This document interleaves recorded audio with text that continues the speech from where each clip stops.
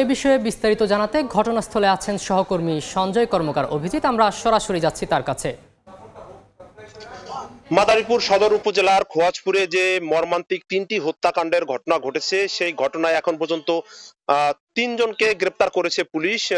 গ্রেপ্তার আতঙ্কে পুরো এলাকা পুরুষশূন্য হয়ে পড়েছে। আমরা কথা বলেছিলাম মাদারীপুরের অতিরিক্ত পুলিশ সুপার জাহাঙ্গীর আলমের সাথে।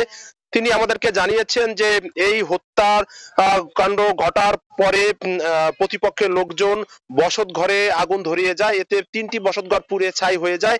এখন আশ্রয়হীন হয়ে পড়েছে নিহতের পরিবার এবং পরিবারের সদস্যরা আশ্রয়হীন হয়ে পড়েছে। এরই মধ্যে ৩ জনের মরদেহ জেলা সদর হাসপাতালের মর্গে ময়নাতদন্ত কার্যক্রম চলছে এবং তাদের দাফনের জন্য পারিবারিক কবরস্থানে কবর খোঁড়ার কাজ চলছে। আর এলাকায় পুরো এলাকায় এখন পর্যন্ত এখনো থমথমে অবস্থা বিরাজ করায় মোতায়েন করা হয়েছে অতিরিক্ত পুলিশের টহল বৃদ্ধি করা হয়েছে। এছাড়া যেহেতু এই ঘটনায় ৪৯ জনকে আসামি করে নিহত সাইফুল সর্দারের মা সুফিয়া বেগম বাদী হয়ে মামলা করেছেন, সেই মামলার যে আসামি রয়েছে সেই আসামিদের ধরতে পুলিশ, সেনাবাহিনী সহ র্যাব সহ আইন শৃঙ্খলা বাহিনীর সদস্যরা রয়েছেন। তারা অভিযান চালাচ্ছেন এবং এর যে ঘটনার মূল হোতা তাদের ধরার ব্যাপারে তারা তৎপরতা চালানো হচ্ছে আইন শৃঙ্খলা বাহিনীর পক্ষ থেকে। এই খোয়াজপুর এলাকার শাহজাহান খান, স্থানীয় যে শাহজাহান খান রয়েছেন, তার সাথে একই এলাকার ইউনিয়ন স্বেচ্ছাসেবক লীগের সাংগঠনিক সম্পাদক সাইফুল সর্দারের ডেজার ব্যবসার জেরে কিন্তু এই হত্যাকাণ্ডের ঘটনা ঘটে।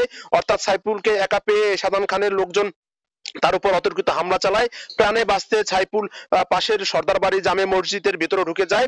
পরবর্তীতে সাইফুলের পরিবারের লোকজন এগিয়ে আসলে ঘটনাস্থলে সাইফুলের বড় ভাই আতাউর এবং সাইফুলকে কুপিয়ে হত্যা করা হয় এবং এই ঘটনায় আরো বেশ কয়েকজন আহত হয়েছে। তাদের মধ্যে ঢাকা মেডিকেলে চিকিৎসাধীন অবস্থায় মারা যায় পলাশ সর্দার নামে সাইফুলের চাচাতো ভাই। অর্থাৎ ৩ জন হত্যাকাণ্ডের ঘটনায় ৪৯ জনকে আসামি করে মামলা দায়ের করা হয়েছে। সেই মামলায় এখন পর্যন্ত ৩ জন গ্রেপ্তার আছে।